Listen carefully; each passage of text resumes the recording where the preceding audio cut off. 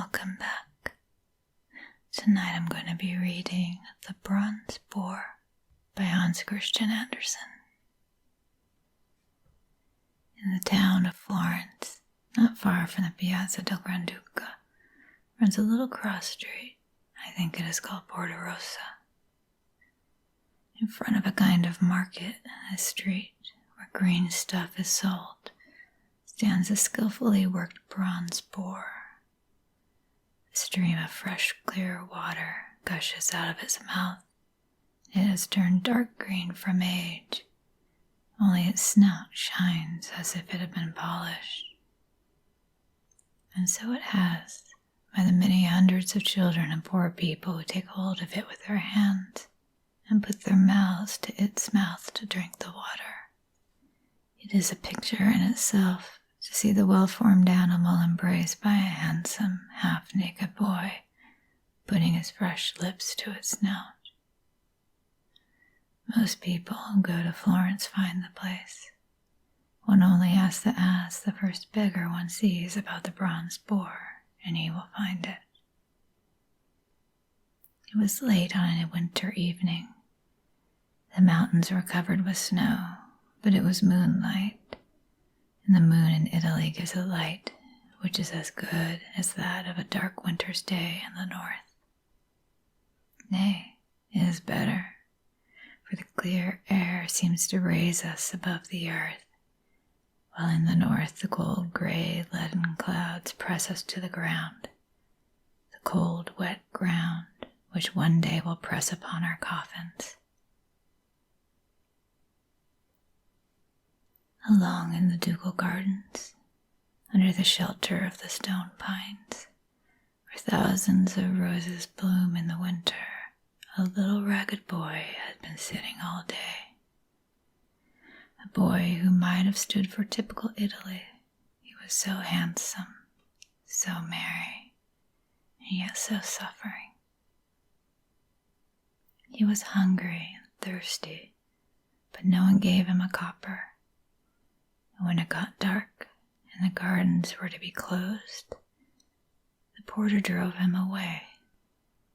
He stood for a long time dreaming on the bridge over the Arno, looking at the glittering stars reflected in the water beneath the stately marble bridge. He took the road to the bronze boar, knelt before it, threw his arms around its neck, and put his little mouth to its shining snout, drank great draughts of the fresh water. Close by lay a few salad leaves and some chestnuts, and these were his supper. There was not a creature in the street. He was quite alone. He got onto the boar's back, leaned forward so that his little curly head rested upon the animal's head, and before he knew it, he was fast asleep. It was midnight. The bronze boar moved. He heard it say quite plainly, "Hold tight, for I'm going to run off you, little boy." Then off it ran with him. What an odd ride it was. First they came to the Piazza del Granduca, and the bronze horse which carried the Duke's statue neighed aloud. The many-colored coats of arms on the old town hall shone like transparent pictures, and Michelangelo's David slung his sling. It was a curious mixture of life. The bronze groups of Perseus in the Rape of the Sabines were only too much alive. A death shriek from them resounded through the stately, solitary piazza. The bronze boar stopped by the Uffizi Palace under the colonnade, where the nobles assembled during Lent for the carnival. "Hold tight," said the animal. "Hold tight, for now I am going up the stairs." The little fellow had not yet said a word. He was half frightened and half delighted. They stepped into a long gallery. He knew it well. He had been there before. The walls were crowded with pictures, and the statues and busts were all in as bright a light as if it were day. But the most splendid sight of all was when the door to one of the adjoining rooms opened. The little boy remembered the splendors here, but tonight everything was positively magnificent. Here stood the statue of a woman, as beautiful as only the costliest marble in the master hand of the sculptor could make her. She moved her lovely limbs, dolphins sprang at her feet, and immortality shone from her eyes. She is known to the world as a Venus de Medici. Marble statues of splendid men were grouped around her. One of them was whetting his sword. He is called the Grinder. The next group was the wrestling gladiators. The sword was whetted. The giant struggled for the goddess of beauty. The boy was dazzled by the glitter. The walls were radiant with color, and everything there was full of life and movement.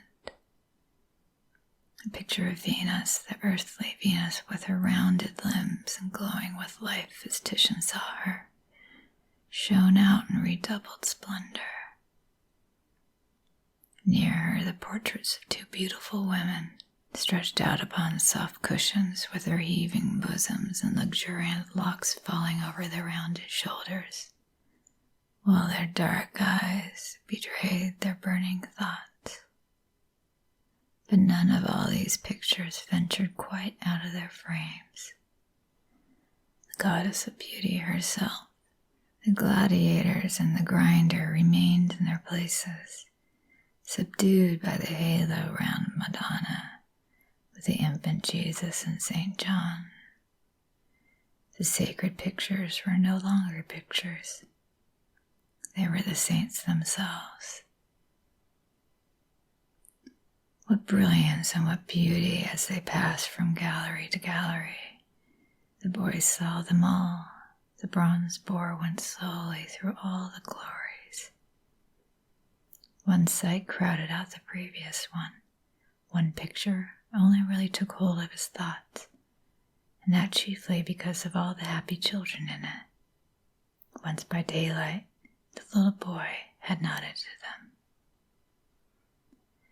Many probably pass this picture lightly, yet it contains a treasury of poetry. It is a Christ descending to the nether regions, but he is not surrounded by souls in torment. No, these are the heathen. The picture is by the Florentine Angiolo Brondino. Most beautiful is the expression of the children's faces and their certainty that they are going to heaven. Two little creatures are already embracing each other. One little one stretches out a hand to a companion below, pointing to himself as much to say, I am going to heaven. All the older people stand round, doubting or hoping or bending humbly before the Savior. The boy looked longer at this picture than any of the others. The bronze boar stood still before it. A gentle sigh was heard. Did it come from the picture or from the animal's breast? The boy held out his hand toward the smiling children, and then the animal tore off with him, tore away through the open gallery. Thank you, you beautiful animal, said the little boy, patting the boar, which went bump, bump, bump down the stairs with him. Thank you, said the bronze boar. I have helped you, and you have helped me, because I only get strength to run when I have an innocent child on my back. Nay, I dare even step under the rays of the lamp before the Madonna. I can carry you anywhere, except into a church. But when you are with me, I can stand outside and look in at the open door. Don't get down off my back. If you do, I shall be dead, just as you see me in the daytime in the Porta Rossa. I will stay with you, my beloved creature, said the little boy. And then they rushed at a furious pace through the streets of Florence to the piazza before the church of Santa Croce. The folding doors flew open, and the lights on the altar streamed in through the church and out into the solitary piazza. There was a wonderful blaze of light from a sculptured tomb in the left aisle. Thousands of twinkling stars formed a kind of halo around it. The tomb was surmounted by a coat of arms, a red ladder, gleaming like a flame of fire on a blue field. It was the grave of Galileo. It is a simple monument. The red ladder might be emblematic of art, signifying that the way to fame is always upwards on a flaming ladder.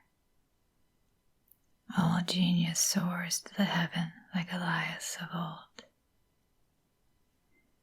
In the right aisle of the church, every statue and the costly sarcophagi seemed endowed with life. Here stood Michelangelo and Dante with a wreath of laurel round his brows. Alfieri, Machiavelli, these great men rest side by side, the pride of Italy. It was a very beautiful church, far more beautiful, if not so large, as the marble cathedral of Florence. The marble garments appeared to move, as if their great wearers once again raised their heads and looked toward the glowing altar with its many lights, where the white-robed boys swung their golden censers amid song and music, while the fragrance of the incense filled the church and streamed out into the piazza. The boy stretched out his hands toward the light, but at the same moment the bronze boar rushed on again, and he had to clutch it tightly. The wind whistled in his ears. He heard the church doors creak on their hinges as they were shut. He seemed to lose consciousness and felt a rush of icy air, and then he opened his eyes. It was morning. He had half slipped off the bronze boar which stood in its usual place in the Porta Rossa. Fear and trembling seized the lad as he thought of the woman he called his mother. She had sent him out yesterday to get money, and he had got none. He was hungry and thirsty, and again he flung his arms around the boar's neck, kissed its snout, nodded to it, and walked off down one of the narrowest streets, only wide enough for a well-laden ass. A big iron-studded door stood half open. He went in there, and up some stone steps by a dirty wall with a greasy rope for a handrail, till he reached an open gallery hung with rags. A flight of steps led into a courtyard where there was a fountain. The fountain was drawn up from the fountain to different floors by means of a thick iron wire where the buckets hung side by side. Sometimes the pulley jerked the buckets and splashed the water all over the court. Another broken-down staircase led still higher up, and 2 Russian sailors running down almost upset the boy. They were coming from their nightly carousals. A strongly built woman, no longer young, with thick black hair, followed them. "What have you brought home?" she asked the boy. "Don't be angry," he pleaded, taking hold of her dress as if to kiss it. "I've got nothing at all." They passed on to a little room. I need not describe it, but only say that in it stood an earthen pot with handles for holding fire, called a marito. She hung this on her arm, warmed her fingers, and pushed the boy with her elbow. "You must have got some money," she said. The boy began to cry, and then she kicked him, making him cry out loud. "Will you be quiet, or I'll break your screaming head?" And she swung the pot at him. The boy ducked his head and shrieked. Then a neighbor came in. She also had her marito on her arm. "What are you doing to the child, Felicita?" she said. "The child is my own," answered Felicita, "and I could murder him if I like, and you too, Janina." Then she swung the fire pot again, and the other woman raised hers to parry it, and the two pots clashed together, smashing them to atoms and scattering fire and ash all about the room. The boy seized the opportunity to escape. He rushed across the courtyard and out the gate. The poor child ran until he had no breath left. At last, he stopped by the church of Santa Croce, whose great doors had opened to him last night. He went in. Everything was bright. He knelt by the first tomb. It was Michelangelo's, and very soon he sobbed as if it was his heart that would break. People came and went. Mass was celebrated. Nobody took any notice of him. But an old citizen, who stopped and looked at him for a moment, and then passed on like the rest. The poor child was quite overpowered by hunger and thirst. He became very faint and ill. After a time, he crept into a corner behind the monuments and fell asleep. Towards evening, he was awakened by someone shaking him. He started up and saw it was the same old citizen standing before him. "Are you ill? Where is your home? Have you been here all day?" were some of the questions asked by the old man. After hearing what he had to say, the old man took him to a little house in a side street near. It was a glove maker's, and a woman was sitting busily at work when they entered. A little white poodle, so closely clipped that the pink skin shone through, jumped upon the table and sprang towards the little boy. "The innocents soon make friends with each other," said the woman, patting both the dog and the boy. The good people fed him and said he should stay the night. The next day, old Father Giuseppe would go and speak to his mother. He only had a homely little bed, but it was regal to him, who so often slept upon hard stones, and he slept sweetly and dreamt about the pictures and the bronze boar. Father Giuseppe went out early next morning, and the poor boy was not glad to see him go, for he knew that he had gone to his mother and that he might have to go back. He cried at the thought and kissed the lively little dog. The woman nodded to them both. What did Father Giuseppe say when he came back? He talked to his wife for a long time, and she nodded and patted the boy. "He's a beautiful child," she said. "What a clever glove maker he will be, just like you. See what fingers he has. They're so delicate and flexible." Madonna intended him to be a glove maker. So the little boy stayed in the house, and the woman taught him to sew. He had plenty to eat, and got plenty of sleep. He grew quite merry, and at last began to tease Bellissima, as the little dog was called. This made the woman angry. She scolded him and shook her finger at him, so he went sadly to his own room. It faced the street, and the skins were hung up to dry. There were thick iron bars across the windows. That night he could not sleep. His head was full of the bronze boar. Suddenly he heard scramble, scramble outside. Could it be the boar? He rushed to the window, but there was nothing to be seen.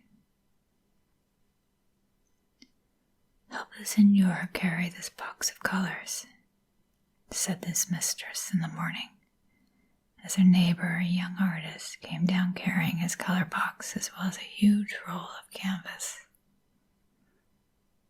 The child took the box and followed the painter. They took the road to the picture gallery and mounted the same stairs which he remembered so well from the night when he rode the bronze boar. He remembered all the statues and pictures, the beautiful marble Venus, and the painted ones too. Again he got to look at the Madonna with the infant Jesus and St. John. They stopped before the picture by Bronzino, where Christ is represented as standing in the underworld, with the children smiling around him in their certainty of entering heaven. The poor boy smiled too, for he was in his heaven. "Now you may go home," said the painter to him when he had put up his easel. "Might I stay to see the signor paint?" said the boy. "Might I see you put the picture on the canvas?" "I'm not painting yet," said the artist, taking out a piece of charcoal. His hand moved quickly, and his eye rapidly took the measures of the great picture. Though he only made a few light strokes, there stood the figure of the Savior, as in the painting. "Why don't you go?" said the painter. And the boy wandered dreamily home again, sat down on the table, and learned to make gloves. His thoughts were all day in the gallery, and therefore he was clumsy and pricked his fingers, but he did not tease Bellissima. In the evening, when he found the house door open, he crept out. It was cold, bright starlight, and very clear. He wandered away through the quiet streets and soon found himself before the bronze boar. He bent over it, kissed its shining snout, and seated himself upon his back. "You beloved creature," he said, "how I've been longing for you. We must have another ride tonight." But the boar remained motionless. The little boy still sat astride of it when he felt something pull his clothes.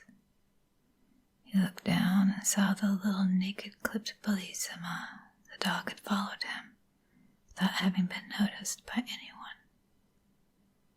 Bellissima barked, as much as to say, "Do you see I am here? Why are you sitting up there for?" A fiery dragon could not have frightened the boy more than the little dog at that place. Bellissima on the street did not trust, as the old lady called it, what would be the end of it. The dog never went out in winter without a little sheepskin coat which had been made for it. It was fastened round the neck and body with a red ribbon and decorated with little red bows and jingling bells.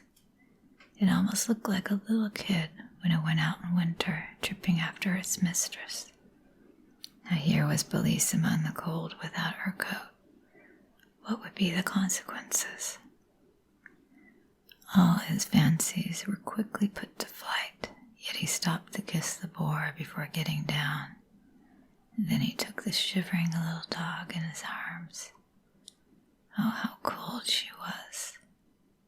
The boy ran off with her as fast as he could. "What are you running off with there?" shouted two policemen, and Bellissima barked. "Where did you steal that pretty dog?" they asked, and took it away from him. "Oh, give it back to me," cried the boy. "If you didn't steal it, you can tell them back at home that it can be fetched from the police station." And off they walked with Bellissima. This was a terrible business. He did not know whether he had better jump into the river or go home and confess everything. They would certainly kill him, he thought. But I would gladly be killed, and then I should go to heaven. So he hurried home, almost hoping to be killed. The door was fastened, and he could not reach the knocker.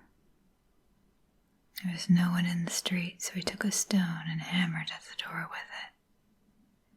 "Who is there?" said someone inside. "It is I," he said. "Bellissima is lost. Let me in and kill me." Then indeed there was an uproar. His mistress was so very fond of Bellissima. She looked at the wall where his coat ought to hang, and there it was in its proper place.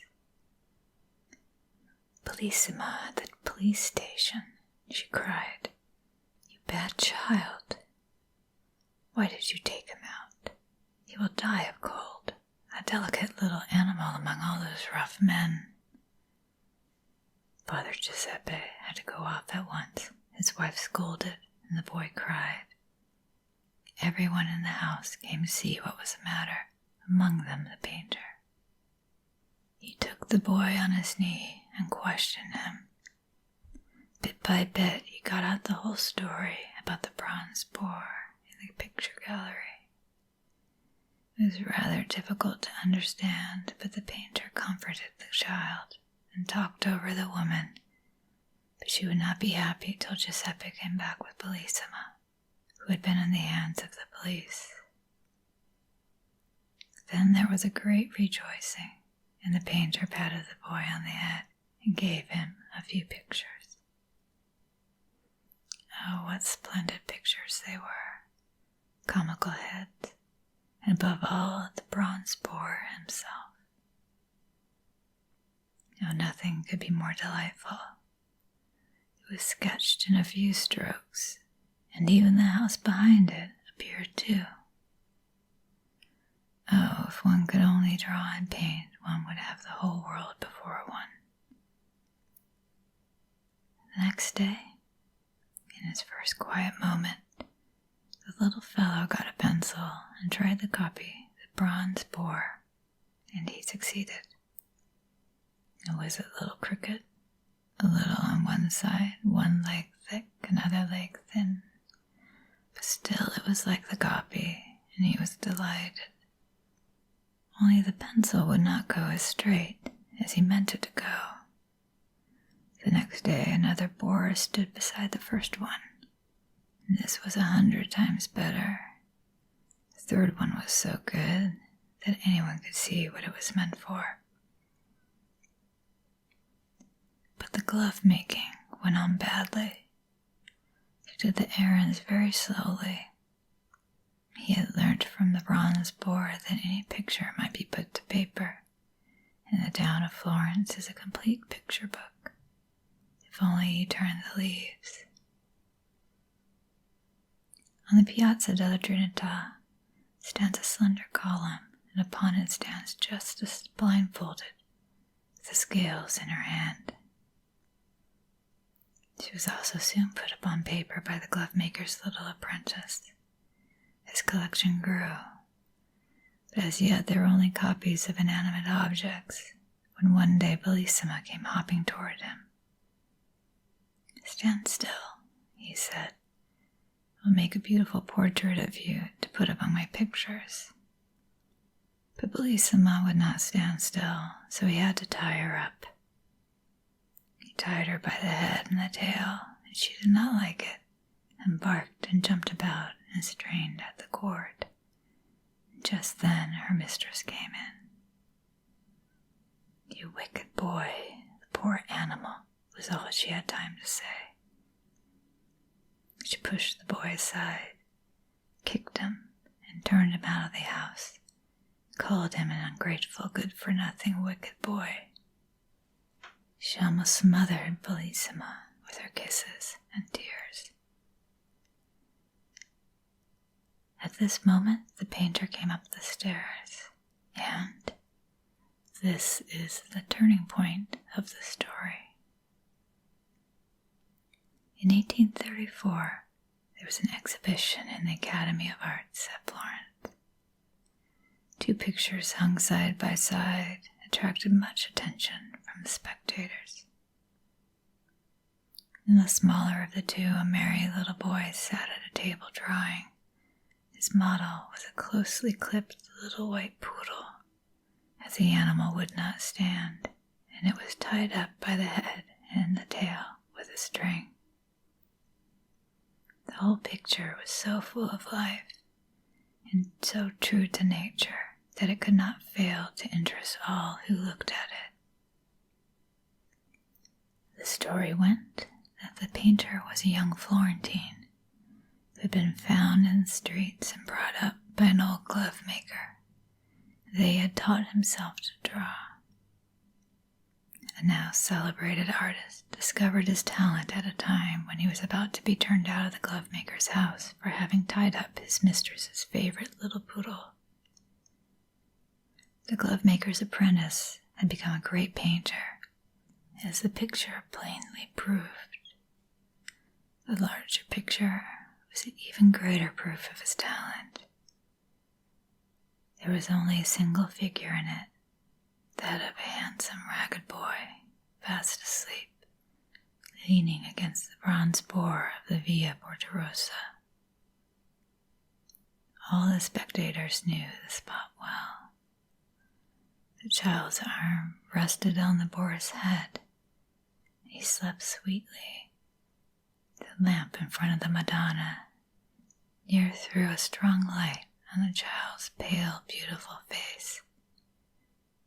It was indeed a beautiful picture.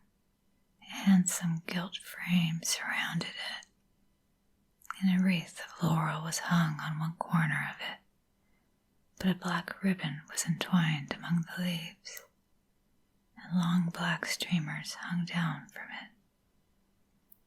The young painter was dead. The end. Oh, that was a sweet yet dark art-themed story. Hope you enjoyed it. If you did, feel free to subscribe so you can find me again. And thank you for listening. Have a great night.